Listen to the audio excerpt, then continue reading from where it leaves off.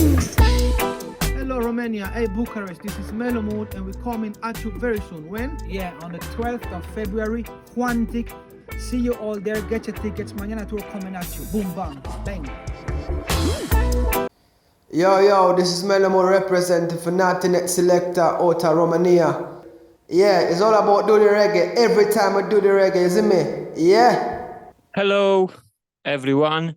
I'm so glad to be again with you. I didn't make an interview for quite a long time, but all the time I'm doing it with special occasion.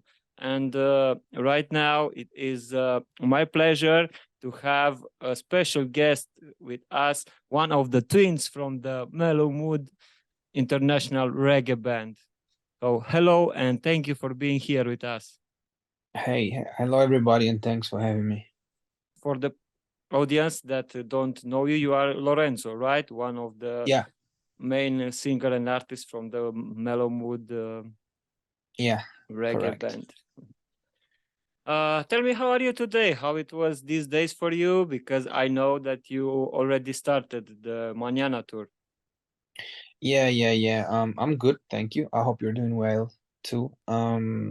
I'm just recovering from the, we haven't been playing for the first 3 shows of this winter leg of the Mañana Tour. They kicked off right. I mean, it was nice. Shows went good, I believe. It always, we have 1 month or 4 or 5 weeks without shows, so then when you start again you feel kind of rusty, but I look forward to the next set of shows. That's great. And on which country have you sing before, and how it was the audience? So these first 3 shows, 2 were in Italy and 1 was in Austria. I feel like people want to go out and enjoy shows and all that stuff, especially the last show that we had. It was Saturday night. The crowd was pretty energetic, That's really great. Yeah, because I really love your style when you are on the stage. You are pure fire. Also, the last performance that I catch you, it was in Overjam last summer, and it was really amazing for me too. Yeah, it was a lovely night. Yes, indeed. What can you tell me about the Mañana album, and which are the main differences between this album and the other one that you made it before?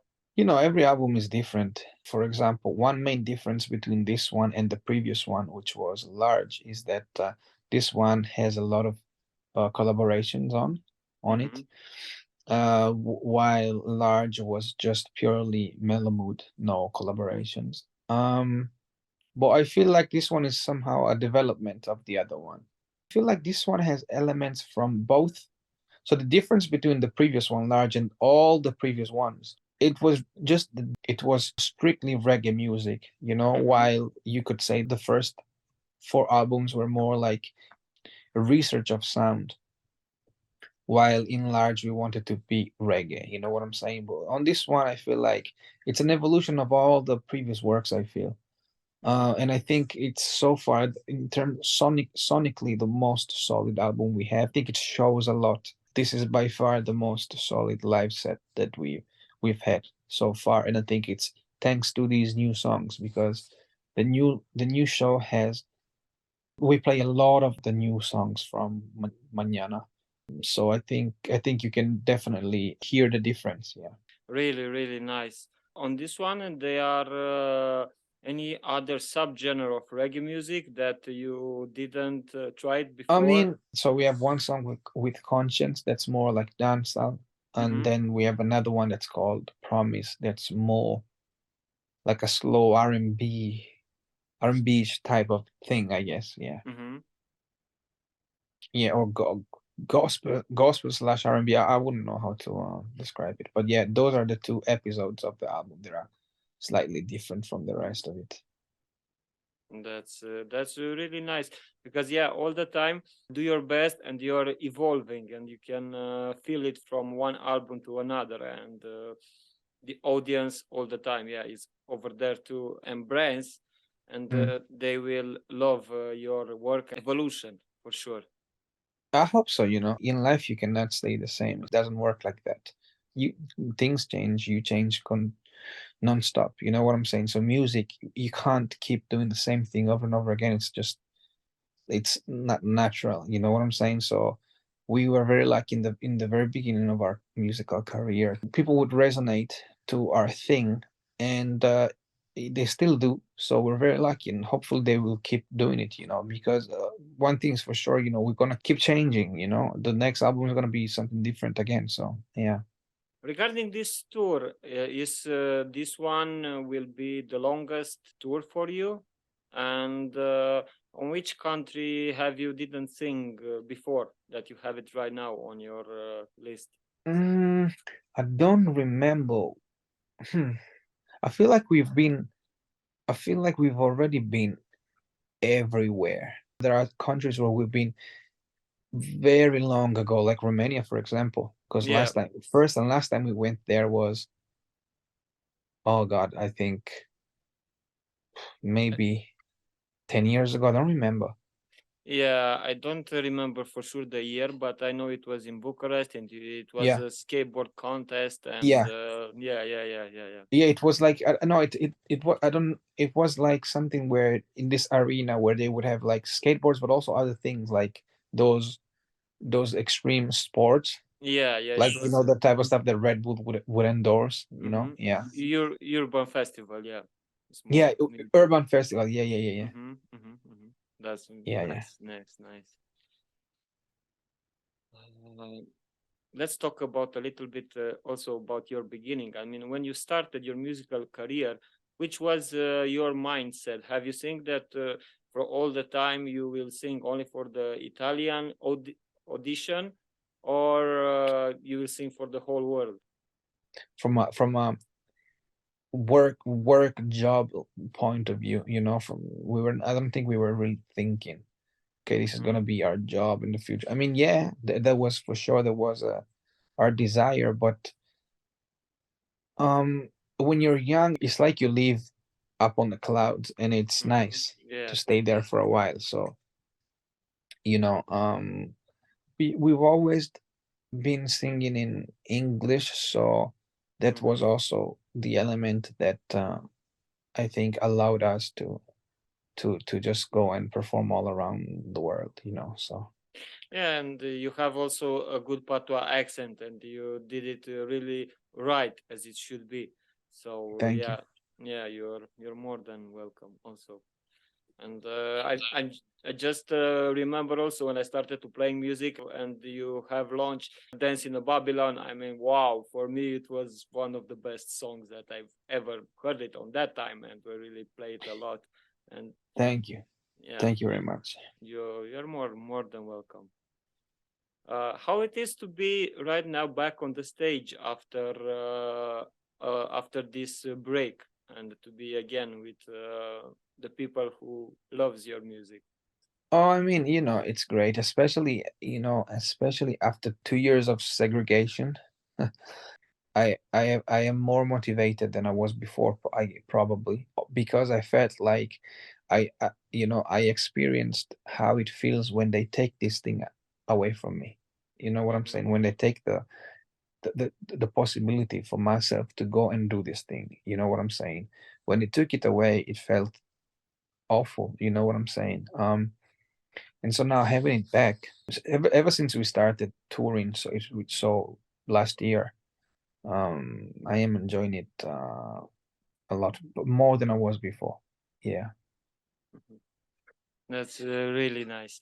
Yeah, indeed. And all the time, if we are open and we just take the life as it is, and we are grateful for Ja that really bring us the right people and the right vibes in our life, so everything will just flow on its natural way. At this time, you are, for me, I mean, you are one of the most well-known European reggae bands. And about this, I'm just curious, did you notice on which maybe European country you have the best audience besides Italy?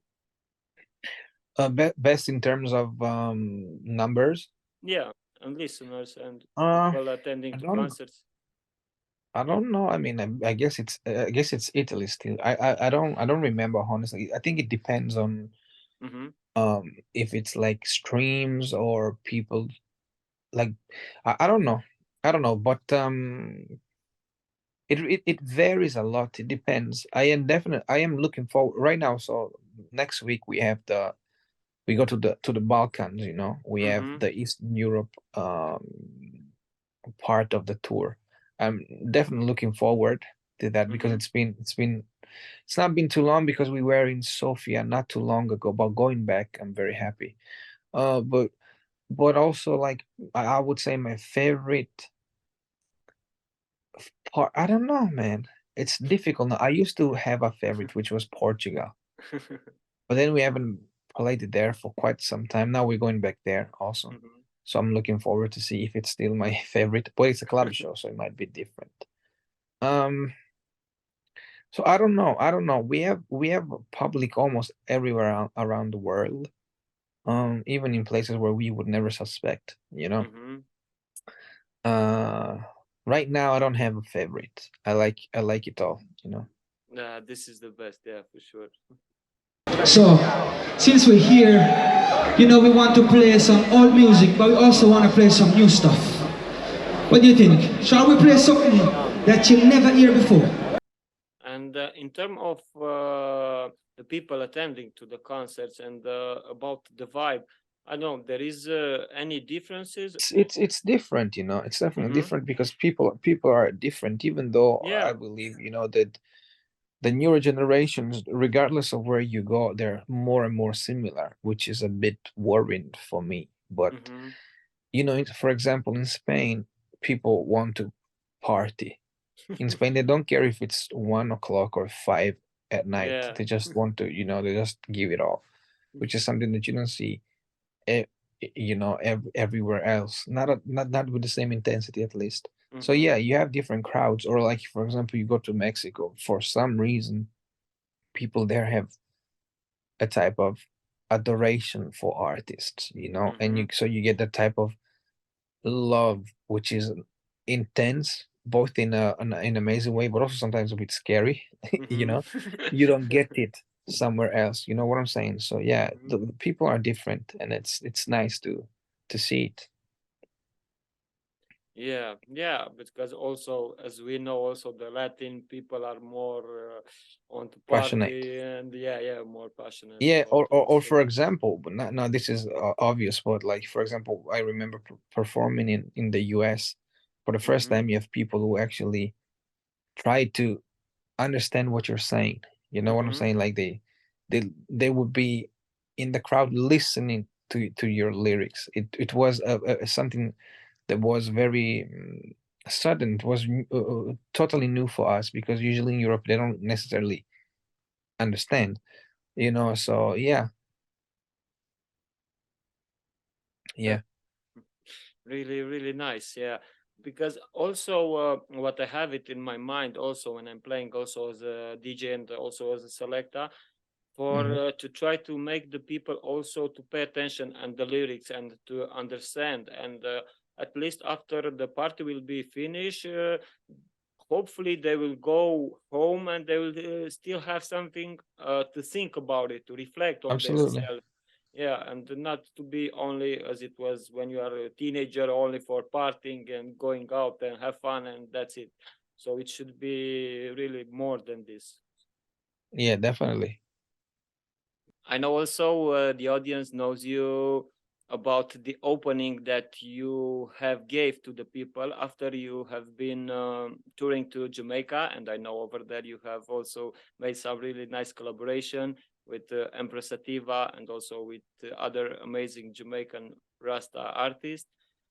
Hmm. And you are one of the bands who really broke the borders. I mean, even you and Manu Digital and also Dub Effects. I know there are a couple of artists who traveled to Jamaica and Mm. they made a really great collaboration over there.